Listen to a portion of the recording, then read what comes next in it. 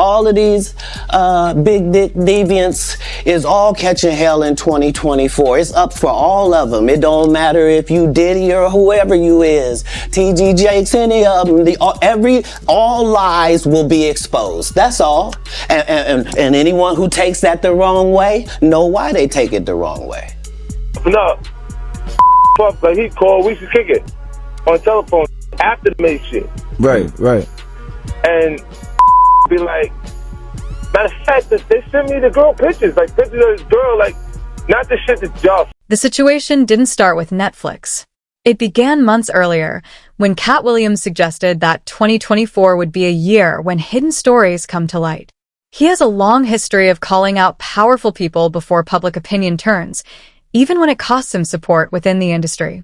Now, as several well-known figures seem absent from a major documentary, his earlier comments feel less like jokes and more like a warning. The bigger question isn't whether he was right, but how much information the public was never meant to know. In Hollywood, you never expected. They be having these big-ass mansion parties, and the mansion party, the whole mansion is a party, and then it's a separate party in the little rooms. I ain't been famous that goddamn long. I'm excited to be at the mansion party. You be looking in all the goddamn rooms, and you fuck around and look in the wrong room and shit.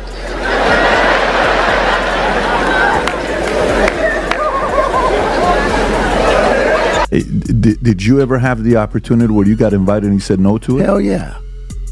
What was the consequences when you said no? Puffy invited me for weeks, asking me to come and teach him how to, wanted me to be his acting coach for a while. Go there and he's sitting around just looking. I'm like, okay, what's the material you want to work on? He's just looking at me. Then next thing you know, okay, hey, will you help me? I want to hear your music. So I come over there and I play the music, and he's sitting there just looking at me, like waiting. Okay. So then my assistant was like, he wants to hang out with you next week. And I was like, for what? He's like, I think he's trying to you. That's what my assistant said. And I was like, oh, okay. Now I get it. So now no more communication.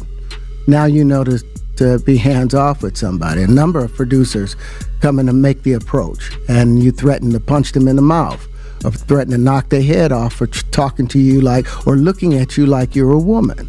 When you approach a real man about his masculinity, you're going to get a real reaction back. It's a difference when a guy walks in a room and when a man walks into a room. And a man don't take the same things that a guy will accept. So always be the man in the room. And that's always been my whole thing, and have lost businesses because I don't bend over in that way. I don't compromise. I don't play gay roles. I don't kiss a man. I don't do that shit because the man card means everything. I had no idea we're going to go this direction with the podcast. This is absolute. But listen, we've talked about it. We've had a lot of the guys on to talk about this stuff. Are you done with Hollywood because of this specific reason? I'm still working. I still, I haven't made the money necessary to do all of the other stuff. So I still have to go and do the Chitlin circuit. I still have to do the job that I need to. But eventually, I've done what I set out to do, which was to redefine the universe. I've proven what I've set out to do, and that's why I have all the patents. Whether they evaluate it or not, that's up to them. But I've done the work and finished it. Now I can go on and do whatever else we need to. When 50 Cent became part of the Diddy documentary, many viewers expected nothing to be held back. He is known for speaking his mind, not playing it safe. However, reports now claim that 7 well-known figures were cut before the project was released. This contrast highlights the struggle between being honest and staying protected within powerful circles. The question remains, was this a careful decision or a sign that even the strongest voices have boundaries? Isn't it weird that the government was so interested in Diddy's baby oil that they took 1,000 bottles away from his house? If the government took 1,000 bottles of baby oil and somebody had things what appeared to be baby oil, and then you have to listen to the prosecutor. He said that they seized 1,000 bottles what allegedly to be baby oil. Allegedly to be baby oil. So that's telling people that it wasn't baby oil. And people think that was baby oil, they out their mind. I don't believe it was baby oil. Yo, bro, when they went up in there, they knew what they was gonna find.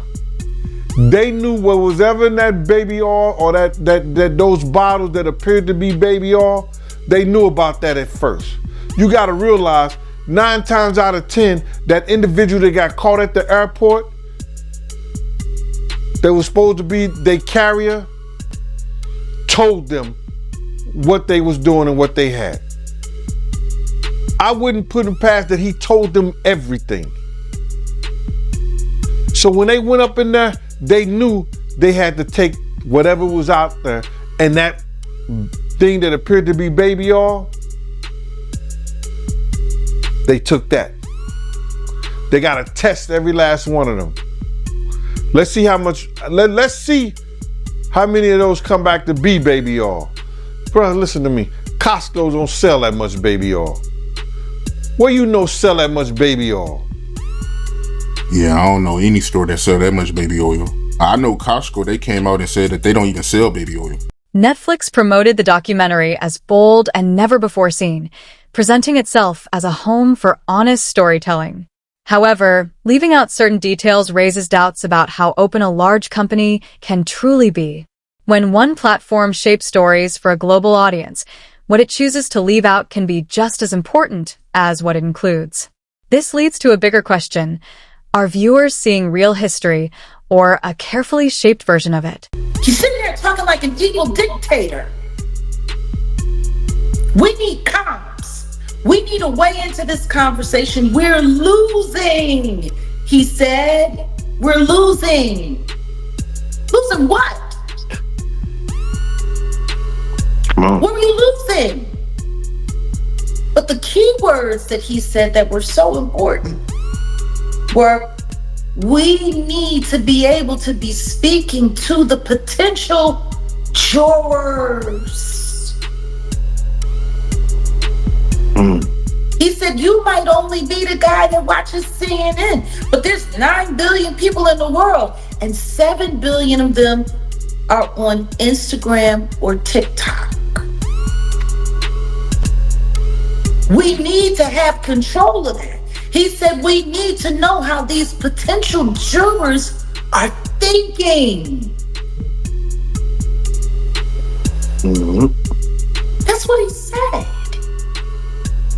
Facts. So what does that mean? He hadn't even been arrested yet. He hadn't even been taken into custody yet. Damian Williams hadn't come forward yet with a list of the charges that they were charging him with and what they were taking him to trial for. That didn't happen until December.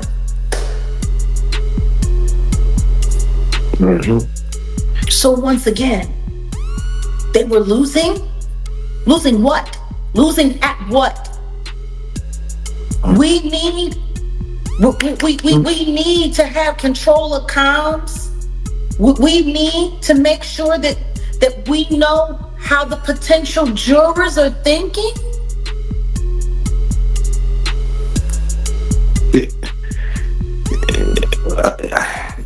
Very true. How does that not sound like anything other than what it is? They were looking to infect the jury pool as early as possible. Hollywood has always had a system where accountability isn't applied equally. Power, money, and long-term connections often determine who faces scrutiny and who stays protected. The missing high-profile names only reinforce the idea that fame can shield people as much as it elevates them. This makes us pause and ask, who really answers to the public? P. Diddy, 4 years. Say that again. For taking 27 years.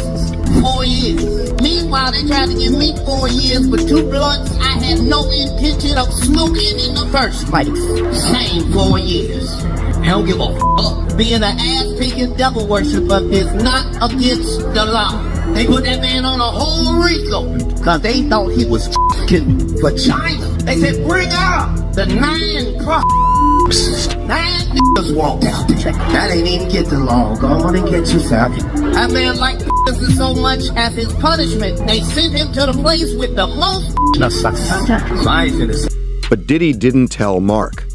Does Mark feel betrayed by Diddy? I've not talked to Mark about it. What do you think? Would feel. What do you think? I will tell you, I'll just tell you, if it was me, I would be more than a little upset. I was more than a little upset when the client didn't know and I was being recorded. I mean, there was a while there where I was meeting clients under bridges, freeway bridges, because I was PTSD over it. So I think, as a lawyer, it is one of the most inviolate oaths that you take to protect the client confidentiality and the client privilege. So I don't know. I haven't talked to Mark, but if I were Mark, I would be out of my head.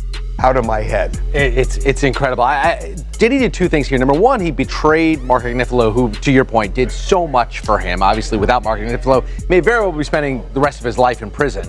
The second thing that he did is, by having a third party that's privy to the conversation, the videographer in this case standing there, there's no privilege, right? Diddy waived that entire privilege. Now, it didn't end up backfiring because it seems nobody knew about it until the end of trial, and what are you going to do at this point?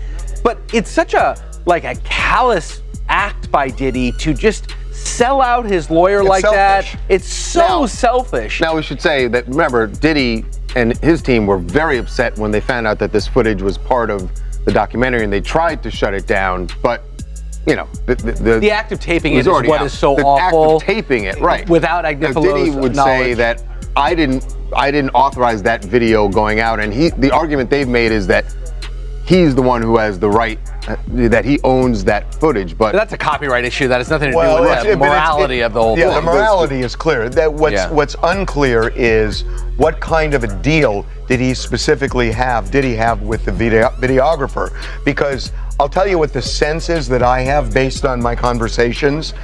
I think it was a loosey-goosey thing. Yeah. And I don't even know they had a written agreement. And if they didn't have a written agreement, the videographer is the one who owns it. Copyrights cannot be transferred through an oral contract. You have to put copyright transfers in writing or they don't count. And there you go. I think that happened here. Yep. Stephanie calling in from Brooklyn, New York. Diddy needs to take some accountability. He's more mad at the lawyer than his own actions.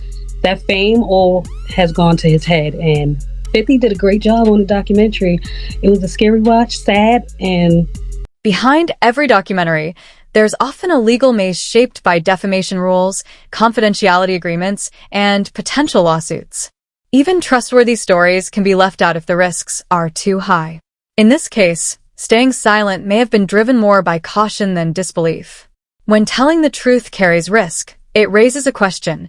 What responsibility does the media still have? Was coming forward that had never come forward before.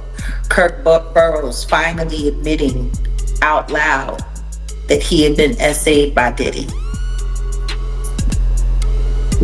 That's a first for most people to hear out loud.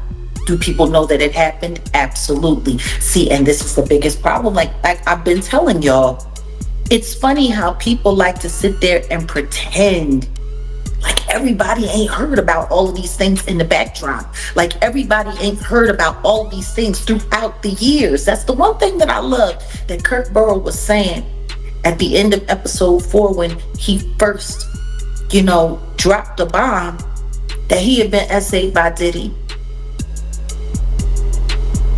It's Kirk Burroughs. Yeah, who has been here since the beginning. Yeah, he's the founder. He said people keep pretending like all of the stuff that they hear about Diddy is something that's new. He's been doing these things.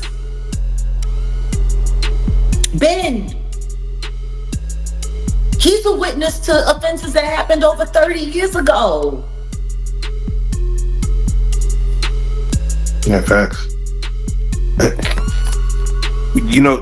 Jag, you came in and you gave us a history about Uptown Records. Again, I know we have a lot of younger viewers, and some people start doing their research after you spoke on it, and for them to delve into the history of Uptown Records and Sean Combs' introduction to it, and going from there, he seemed like a kid, going to forget the name of the school, but going to like a private school. Yeah. And jumping as an intern 19 into this, I'm gonna say back then this was hip hop with Yeah. what Uptown Records represented at the time. He didn't smoke, he didn't drink. And then it seemed like after just a couple of years, there was one part he said, silence in the industry is rarely accidental. Careers, reputations, and personal safety often rely on knowing when to hold back. Those who stay quiet aren't always innocent. They're often being careful.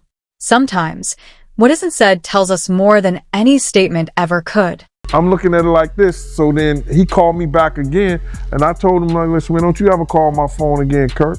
You know what I'm saying? Because we had got into it about somebody calling him. He told me Groovy Lou called him and wanted to know why Gene's still doing this to Puff and everything like that. And I mentioned it on the Gene Deal show. You understand? I said something. Then he called me back like I was lying. And listen to me, Kurt.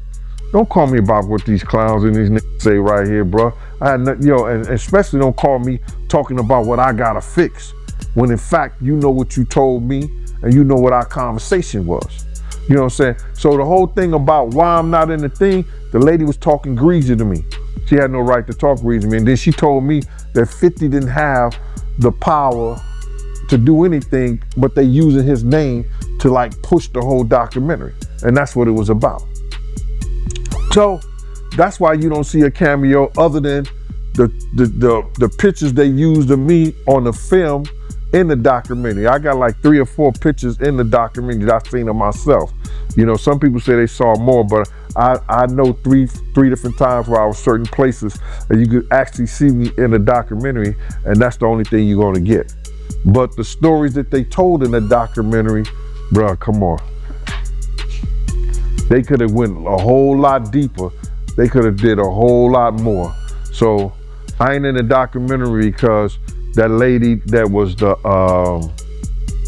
director, I think, what's her name? Alex, Alex Staples. You know her name, Mighty? Yo, Mighty, just give me 1 second. Give me 1 second. I'm gonna look this up, all right? Okay. Her name is Alex Stapleton. The director that I spoke to was Alex Stapleton. She was the one who told me that she was the director, she was the producer, whatever, this, that, and the third, the whole 9 yards. And she was talking mad greasy to me. And listen here, it's no matter, after you talk that kind of talk to me, there's no amount of money she could have paid me anyway for me to get in there.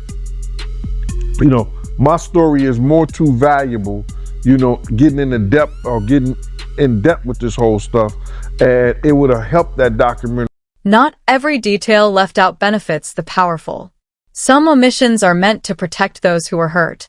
Certain stories may have been excluded to prevent re-traumatizing victims. Sharing someone's pain without their permission risks turning justice into spectacle. So, where should the line be drawn between holding people accountable and showing compassion? That shit would have never happened. I was there, I saw it. I saw Jessica run down the steps after she grabbed the money box because my man Eddie was protecting her. And Eddie's the one called me on the walkie-talkie and said, yo, Jessica just locked me in outside the gym, Gene. You couldn't go down the steps after they bum rushed the door. You understand? I had to run around the whole gym on the outside, around the gym, down the steps, run across the basketball court and open the front door. When I opened that one door, because it pushed inside, people start squeezing through that. Then I just kept doing the doors and people was coming in there, falling dead, right out, just falling out right there. And once they got in there, they just fell out. It was crazy, bro.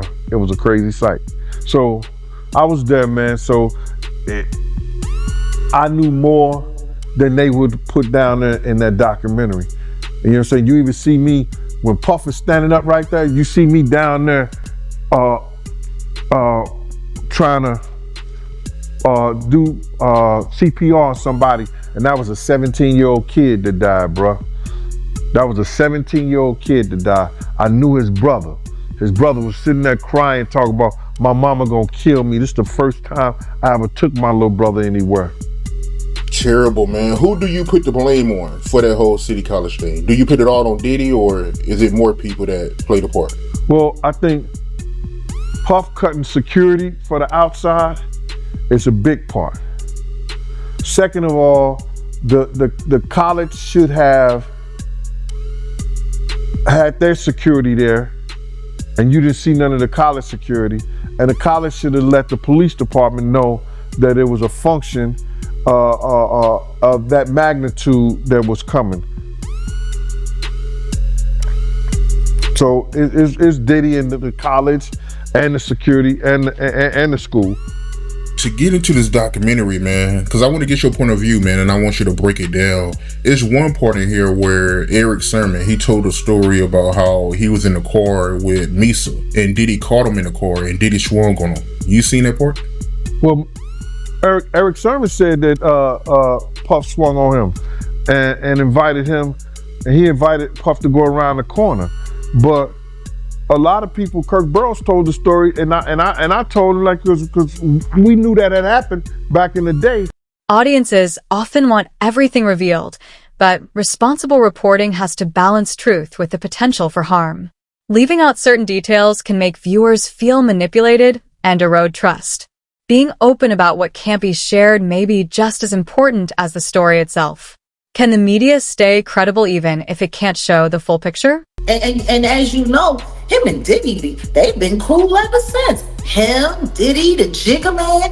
That was another thing I thought that was interesting, that Jay-Z wasn't mentioned at all in any of this documentary. Yet he was there for so much of it. Because right after the Diddler beat the crap out of Steve Stout, the Jigga Man poked up on Rivera. Not long after that. All of this stuff happened around the same time. Why do you think Jay-Z wasn't involved in none of this? Well, I mean, he was involved in a lot of it. You mean, why wasn't he mentioned? Yeah, mentioned in the documentary at all. I mean, there was a lot of people that weren't mentioned. Matter of fact, not too many people in the industry were mentioned who were there and present. Isn't that cute? Very true. They found a way to tell that story while they kept everybody else clean. Jag, how come you don't think... Episode 2 focused heavily on Tupac Shakur and the East Coast, West Coast beef. They were saying that Diddy was technically jealous of Tupac and Biggie's friendship, of Tupac's success. Technically. I mean, they said it right. Diddy wanted to get down with Tupac. Tupac didn't want to have nothing to do with it. Nothing. He wanted nothing to do with Diddy. He was interested in helping Biggie. He was interested in promoting Biggie. He was interested in where that whole thing could go. He saw the promise. And I think he knew that Biggie was being taken advantage of. I think he knew that. As the missing pieces come to light, Katt Williams' warnings feel more significant than ever. He wasn't only pointing fingers at people, he was highlighting systems built to protect themselves. What once seemed extreme now feels accurate. Maybe the real mistake wasn't out, but waiting too long to listen. No matter who gets hurt, we could go on and talk about, Nia's mother, supporting them, doing this like that. Kirk Burrows said he slapped the shit out of her. I seen her curse. I was there when he cursed her out. So that's not far-fetched for me. That's not far-fetched for me. We know what he did to Cassie. We know he did to Jane Doe. It's a lot of other women he did the same thing. And here go these clowns out here, they supporting him. Why? What secret do Diddy have on you? What secret that what secret did you play in the part at the Diddy party? That's why people ain't speaking out. That's why people is sitting back and letting this shit play out. A lot of them, bruh, for real, they hope he get unalive some kind of way. It wouldn't be a tragedy to me. Some people deserve what they deserve. Cause karma don't always hit you, bruh. Marlon Wayne don't know what he talking about. And if you read about karma, it don't always come back to that individual. It comes back to maybe it was speaking. It was Egyptian. It may come into that spiritual realm and that lifeline of your family.